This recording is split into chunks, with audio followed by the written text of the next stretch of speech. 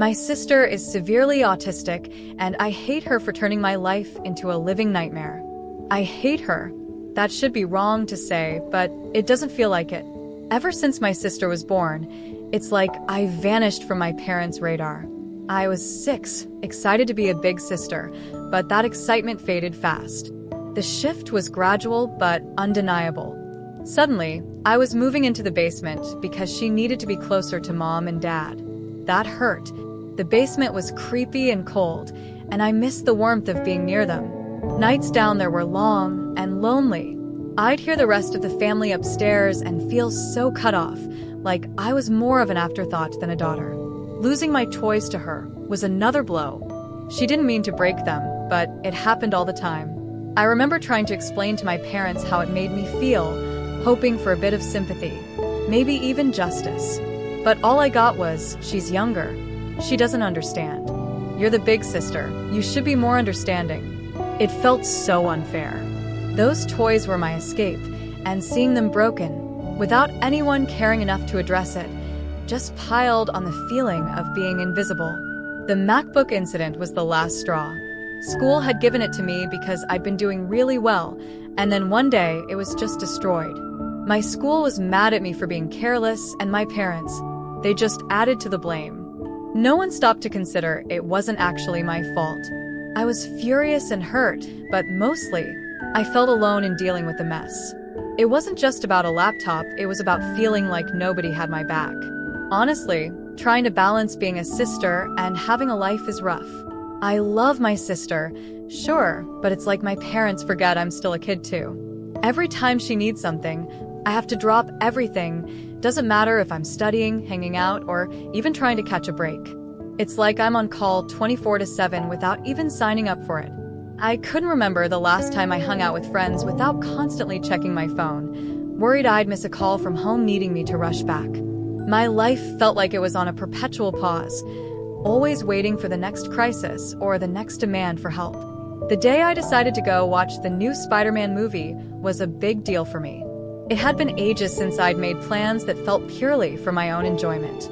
My friend Jake had been talking about it for weeks, and his excitement was contagious. I needed that break, a couple of hours where I could just be a teenager, not a caretaker. So I made a decision. I figured just this once, I'd turn my phone off to enjoy the movie. Not worry about anything else. Just 2 hours, you know?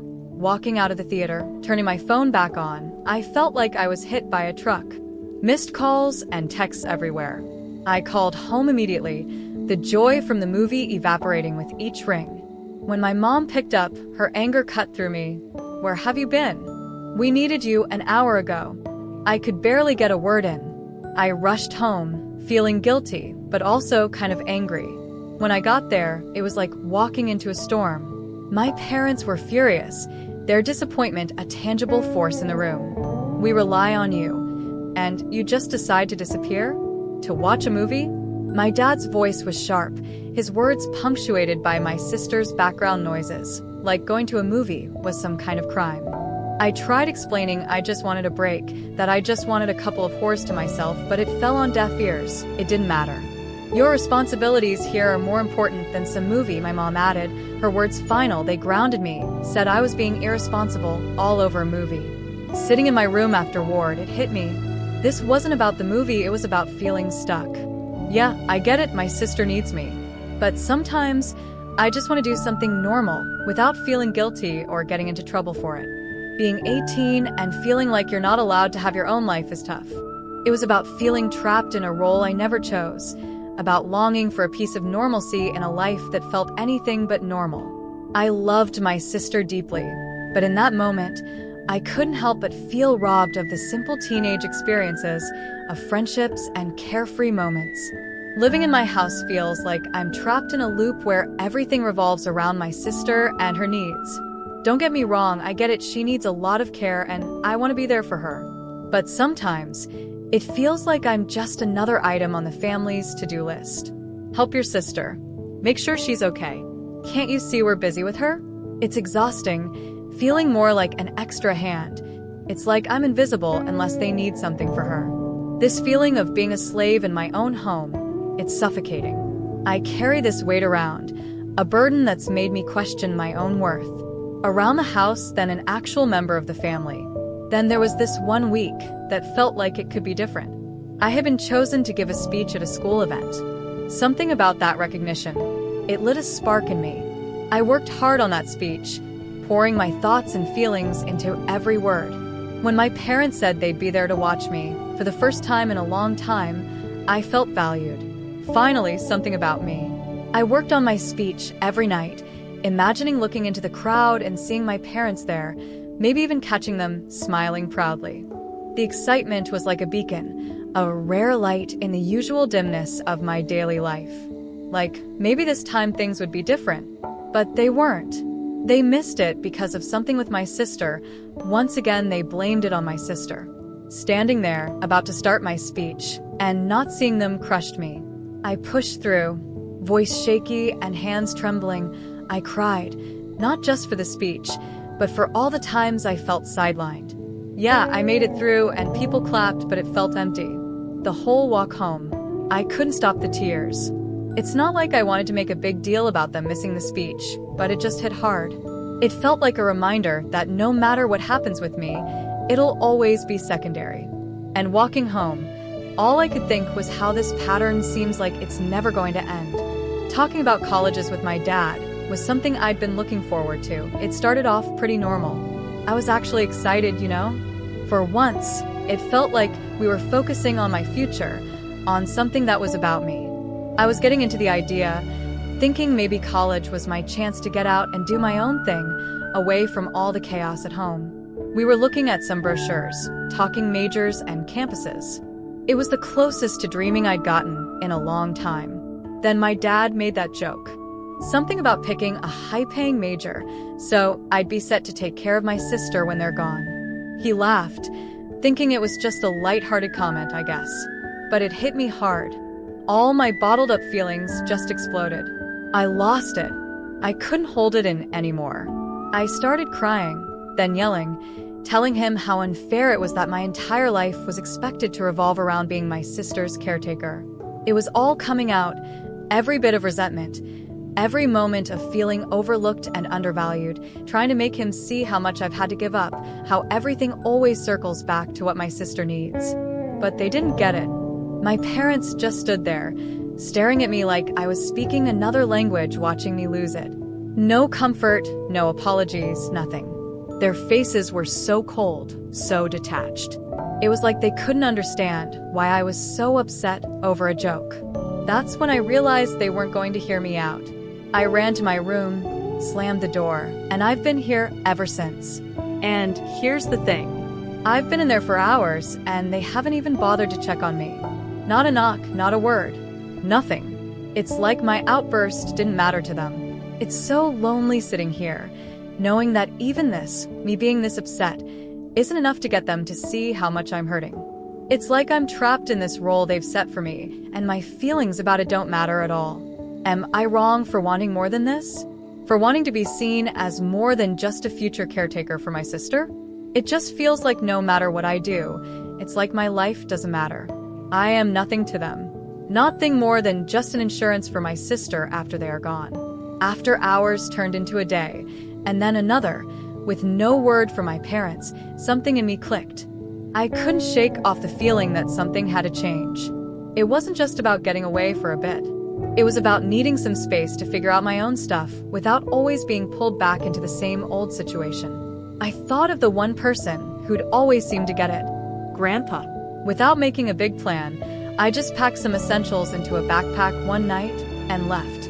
I texted him I was coming over, half expecting him to talk me out of it or to call my parents. But he didn't. He just texted back, doors open. Staying with Grandpa has been eye-opening.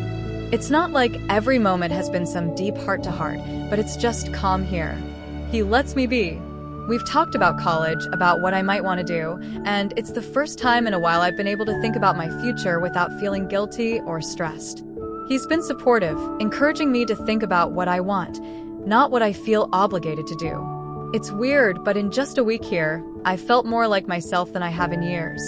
We've had meals together, watched some old movies, and he's shared stories about when he was my age. It's been nice, simple, and kind of freeing. I've even started researching colleges again, this time looking at programs I'm actually interested in, not just ones that might make enough money to take care of my sister in the future. Being with Grandpa has given me a glimpse of what that might look like, and it's something I want to hold on to. Wow, thank you for all the support and love that you guys have given me. I never expected this post to reach the popularity it did. Thank you all. After thinking about it for these past few hours, you are right that I don't despise my sister. It's not her fault that she was born the way she is. My parents came to talk to me a while after my breakdown, but I was unable to bring myself to talk to them and only cried and asked them to leave. They have made arrangements with my grandfather for me to stay with him for the time being. My parents want to talk to me, but we have decided it's best I leave for now to have some space and time to collect myself. We will be sitting down and talking later this week about this issue. Thank you all again for the love and support through this. I started by telling my grandpa the story of why I broke down the way I did, and to be honest, when I finally spilled everything to Grandpa, his reaction was way more intense than I expected. I mean, I knew he'd be surprised, but he looked downright shocked, horrified. I told him all about how things have been at home. I've basically been my sister's full-time caregiver on top of everything else, and how it all came crashing down that day with my dad's joke about college and taking care of her forever. Grandpa was seriously upset, especially when he found out that my sister was supposed to have professional help that she wasn't getting. He said a lot of stuff. He told me some things that I don't feel comfortable repeating here, but in essence my sister is supposed to be getting care from a professional and that my parents were ignoring that, but the gist was that it wasn't right or safe for me to be in that position, especially with how things were with my sister. He couldn't believe my parents were putting all this on me and that they'd kept so much from the rest of the family. He was also really mad about the whole movie incident, saying it was the last straw that showed how unfairly I was being treated. Grandpa's pretty chill most of the time, so seeing him this mad was kind of a big deal. He told me straight up not to talk to my parents unless he was there, which was a relief, honestly. He said he'd talk to them first, sort everything out, and be there with me for any conversations in the future. But it wasn't just Grandpa. Over the next few days, I heard from aunts, uncles, cousins, you name it. They were all checking in, making sure I was okay, and they were all just as shocked as Grandpa was. Turns out, my parents had been telling everyone they had a professional caregiver for my sister, and even taking money from the family to pay for it. Except that caregiver never existed. Everyone was pretty upset about being lied to, especially about something so serious. This past week, man, it's been a roller coaster. Tough, yeah, but also kinda eye-opening in a good way. The whole drama with my parents and finding out all that stuff I had no idea about was a lot to handle. But then, there's been this unexpected silver lining. My extended family stepping up in ways I didn't even know I needed. Grandpa's been at the center of it all, trying to make up for what he keeps calling lost time. He's been really pushing me to just be a teenager again. It's weird but nice. Getting nudged to hang out with my friends more or just chill and do whatever I feel like, stuff I haven't really done in, well, forever. It's like he's on this mission to help me reclaim parts of my life I didn't even realize I was missing out on. And it's not just him. My aunts and uncles have been amazing too. They've been around a lot this week, checking in, bringing over food, just talking and actually listening. It's like they're making this massive effort to show they care, to make sure I don't feel alone in this whole mess. It's pretty overwhelming, but in the best way possible.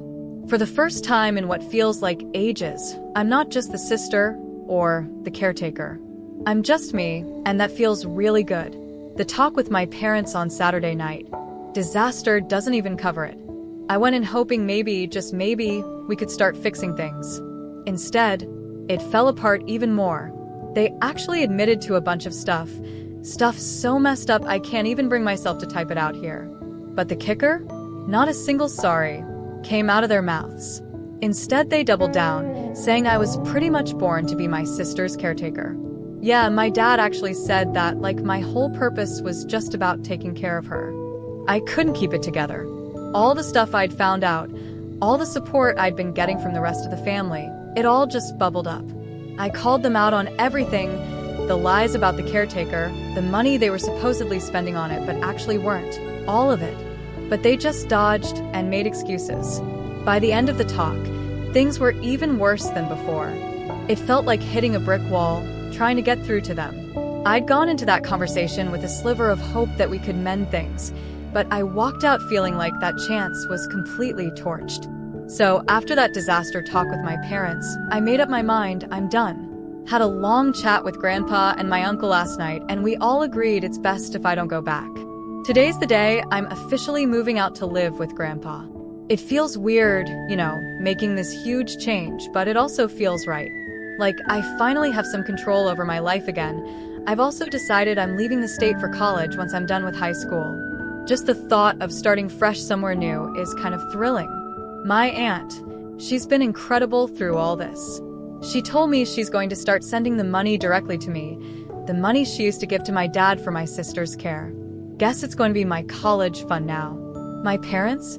They've called a couple of times since that night, but if you're thinking they called to say sorry or that they missed me, nah. They just wanted to know when I was planning to come back home. It's like they're not even trying to understand why I had to leave.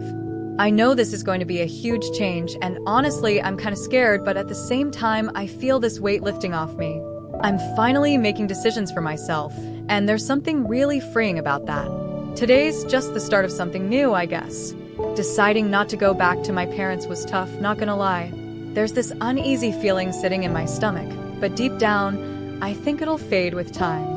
The support I've been getting from the rest of my family has been unreal. It's weird. Even though I've made this big decision, feeling all their love and support makes the whole situation a bit easier to handle. But yeah, the harsh truth? I've pretty much lost my parents through all this. That realization hits hard. It's a lot to process, and sometimes I catch myself wishing things could have been different. But through all the mess, I've come to see something really important. I don't hate my sister. That anger I thought I felt towards her was misplaced. She's not the one to blame for how her parents chose to handle things. I love her, more than I can say, and hating her for something she had no control over was wrong on so many levels. I hope someday I can make that right. For now, though, leaving is what I need to do for myself. It's about finding my own way, figuring out who I am outside of this whole situation. It's going to be a journey, but I'm ready for it. Edit, thank you all so much. I wish I could respond to every single one of you, but my lunch only lasts so long. I'll update tonight how the move out went, but until then, thank you all. I want to say that your support has been amazing, and your kindness means more to me than anyone could ever imagine. Moving out was surreal. Grandpa and my uncle were with me every step of the way, helping me pack up my life into boxes and bags. Everything that meant something to me, we took. Make sure to grab all the important stuff like my birth certificate and social security card. It felt weirdly official, like I was collecting pieces of my old life to start a new one. My parents? They were pretty much silent the whole time. Dad took off with my sister not long after I got there, leaving just my mom to watch us pack. She didn't say much, just hovered in the background. It was awkward, tense even. But then, as we were about to leave, she finally broke down. She said she loved me, that she'd miss me. After days of silence, those words hit differently. I hugged her, said goodbye. It was one of the hardest things I've ever done. Sitting in my new room at Grandpa's house, I keep replaying that moment. Did she mean what she said? After everything, it's hard to know for sure, but I want to believe she did. Right now, all I can do is focus on what's ahead. Maybe with time, my parents and I can find a way back to each other. I'm hoping.